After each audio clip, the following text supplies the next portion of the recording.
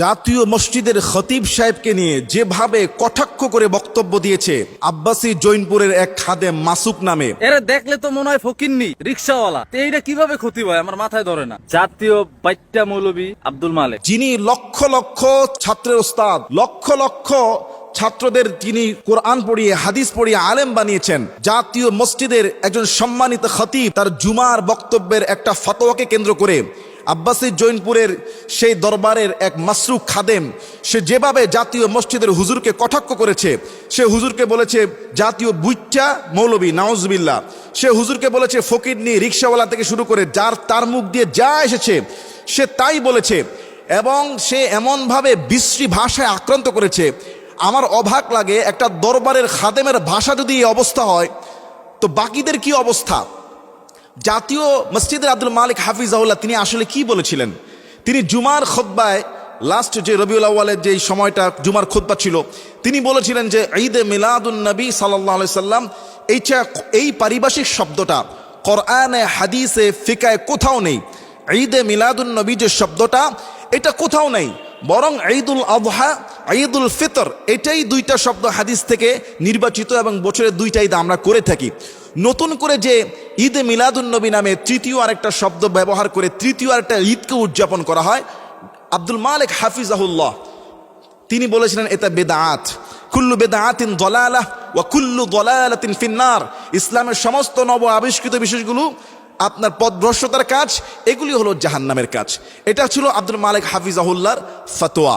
কিন্তু এই ফতোয়ার জবাবে যদি কারো মনোপুত না হয়, যদি কেউ মনে করে না এটার বিপরীত দলিল আছে, এটার হাদিস আছে, কোরআন আছে, অবশ্যই সেটা ভিন্ন মতের বা অন্য দ্বিমতকারী আলেম সেটার দলিল পেশ করবে, এতে কোনো আপত্তি নাই।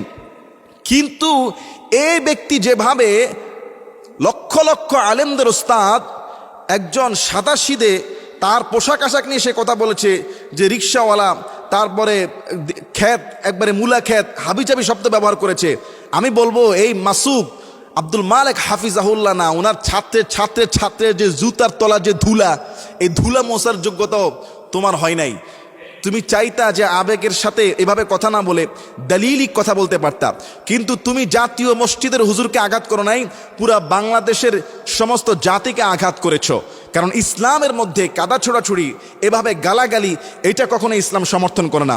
ফিকহি আলোচনা যত গভীরে যাবে বরং ততই সেটা সুন্দর। আমি অবিলম্বে আমাদের মাননীয় ধর্ম উপদেষ্টাকে জানাবো যে আপনি আমাদের মন্ত্রণালয় রয়েছেন, ধর্মীয় মন্ত্রণালয়, আমাদের জাতীয় মসজিদের চোখের মণি, তিনি সাদাসিদে সাহাবা একরামদের মতো জীবন লাইফ লিড করেন, সুন্নতি পোশাকে তিনি চলাফেরা করেন, তার মতো একজন বিজ্ঞজন আলেমকে যদি কোন এইরকম এক দরবারের খাদেম যদি এভাবে আঘাত করতে পারে, এটা অবশ্যই আমি বলবো আব্দুল মালিক হাফিজাহুল্লাহ তো কোনোদিন কিছু বলবেন না। তিনি তো সহজ সরল মানুষ, তিনি শুনলেও কিছু বলবে না, এবং তিনি ওই দিন খুতবাতে বলেও দিয়েছেন অনেকে আমার বিরুদ্ধে বলবে, বলুক, তাতে কিছু যায় আসে না। বরং বর্তমানে বাইতুল মোকাররমের সবচেয়ে সাহসী খতিব আমরা পেয়েছি, যিনি ঈদের ময়দান থেকে শুরু করে বাইতুল মোকাররমের মিম্বারে বসে বরং ধর্ম উপদেষ্টার ধর্ম মন্ত্রণালয়ের আন্ডারে যে সমস্ত শিরক বেদাতের যে রসম এখনো রয়ে গিয়েছে বিগত 15-20 বছরের, এগুলির বিরুদ্ধে স্পষ্ট ফতোয়া দিচ্ছেন। আলহামদুলিল্লাহ, আমি ধর্ম উপদেষ্টাকে বলবো শিগগিরই একে আইনের আওতায় আনেন, জবাবদিহি করেন, এবং কেন সে এমন একটা বক্তব্য দিয়ে আমাদের শ্রদ্ধেয় আলেমকে ছোট করেছেন, খাটো করেছেন। আসলে রাসূল সাল্লাল্লাহু আলাইহি সাল্লাম পৃথিবীতে এসেছেন, তার মৌলুদ হয়েছে, এটা পৃথিবীর কোনো আলেম অস্বীকার করতে পারবে না, করেও না।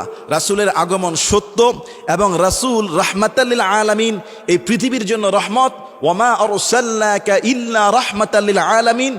কিন্তু আপনি রাসূলকে কেন্দ্র করে যেটা রাসূল করেন নাই, যেটা সাহাবী করেন নাই, যেটা তাবিঈ করেন নাই, যেটা ফকিহেরা করেন নাই, এরকম কোনো কিছু যদি আপনি বানিয়ে ফেলেন তাহলে তো অবশ্যই স্পষ্ট রাসূলই জবাব দিয়ে গিয়েছেন কুল্লু বিদআতিন দালালাহ ওয়া কুল্লু দালালাতিন ফিন্নার। এরপরেও যদি কিছু থেকে থাকে, আলোচনা আছে, কোরআনের আয়াত আছে, হাদিস আছে, কিন্তু এভাবে একজন সম্মানিত ব্যক্তিকে কুটুক্তি করা, আঘাতের পর আঘাত করা, আমি বলবো আব্দুল মালিক হাফিজাহুল্লাহ তিনি এই বক্তব্য শোনার পরে ওই যে মাসুক কি নাম, ওকে কিচ্ছু বলবেও না, উনি কিছু চাইবেও না, কারণ উনি এতটাই সহজ সরল মনের এক বিধিজ্ঞ আলেম, যার সামনে বড় বড় আলেমরা পর্যন্ত এক পৃষ্ঠা পড়ার মতো সাহস করে না। আর সে আসছে বহসের ডাক দিতে। আরে আব্দুল মালিক হাফিজাহুল্লাহ যে ছাত্র যারা আছে, আমি বলবো তারাও যদি এটার একটা প্রতিবাদের ব্যবস্থা নেয়, তাহলে বাংলাদেশে দ্বিতীয় কোনো এই ধরনের চামচিকা বড় বড় আলেমদেরকে নিয়ে কটাক্ষ করার সাহস পাবে না। সে তো অসংখ্য ছাত্রদের মনে কষ্ট দিয়েছে, অসংখ্য আলেমদের মনে কষ্ট দিয়েছে। তুমি জবাব দিতে পারো, দালিলিক বিশ্লেষণ করতে পারো, কিন্তু একজন শ্রদ্ধেয় ব্যক্তিকে এভাবে বুঝটা বলবে সে কি বুঝাইতে চায়। আল্লাহু আকবার কাবীরা। সেই আব্বাসী জৈনপুরি দরবারের সম্মানিত যিনি রয়েছেন দায়িত্বশীল পীর সাহেব ডক্টর এনায়েতুল্লাহ আব্বাসী হাফিজাহুল্লাহ, আমি আপনাকে বিনয়ের সাথে অনুরোধ করছি এবং আপনাকে বিনয়ের সাথে শ্রদ্ধার সাথে অনুরোধ জানাবো, শিগগিরই এর বিরুদ্ধে কার্যকারী ব্যবস্থা নেন। এটা আপনার দরবারের সুনাম ক্ষুণ্ণ করবে যে একজন দরবারি খাদেমের বাসা যদি এই অবস্থা হয়, আপনার দরবারের সুনাম কিন্তু দিন দিন আরো ক্ষয় হয়ে যাবে। ইখতিলাফি মাসালা থাকতে পারে, আপনি চমৎকার বিশ্লেষণ করেন, আলহামদুলিল্লাহ, এতে কোনো দ্বিমত নাই। এতে চমৎকার বিশ্লেষণে জ্ঞান আরো বাড়ে, আরো দলিল একটার পর একটা আরো স্ট্রং হয়। এই ধরনের আলোচনাগুলো ইখতিলাফ থাকবে, কিয়ামত পর্যন্ত থাকবে।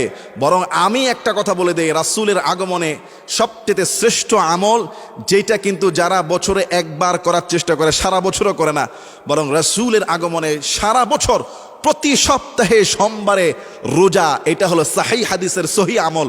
এইটা কিন্তু কেউ বলে না, কারণ এটা করতে গেলে তো কষ্ট। রোজা রাখবে কে প্রতি সপ্তাহে, তাও কষ্ট। এগুলিতে আপনার ইনকাউরেজ নাই, ইনফ্লুয়েন্স নাই। আছে এমন সব কাজ যেটা সাহাবী করেন নাই, রাসূল করেন নাই। আচ্ছা, আমি যদি বলি রাসূলের প্রেমে, রাসূলের আগমনে 12 রবিউল আউয়াল তারিখে আমরা এক্সট্রা ফজরের নামাজ 4 রাকাত, ওইখানে লাগাবো আরো 2 রাকাত, 6 রাকাত পড়বো।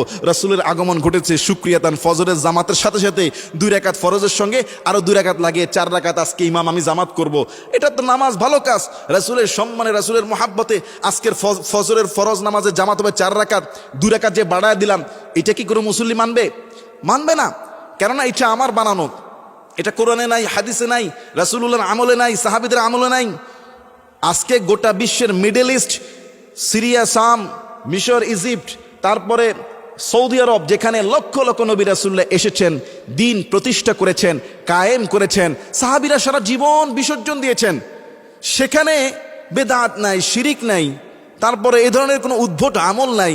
যত আমল সব made in India, made in India থেকে আমাদের বাংলাদেশ, পাকিস্তান এগুলি ঢুকছে। এখন ওসব দেশে, ইউরোপ, আমেরিকাতেও কিছু কিছু ঢুকে পড়েছে, মিডল ইস্টে সামান্য, মিশরে হয়তো কয়েকটা জায়গায় আছে।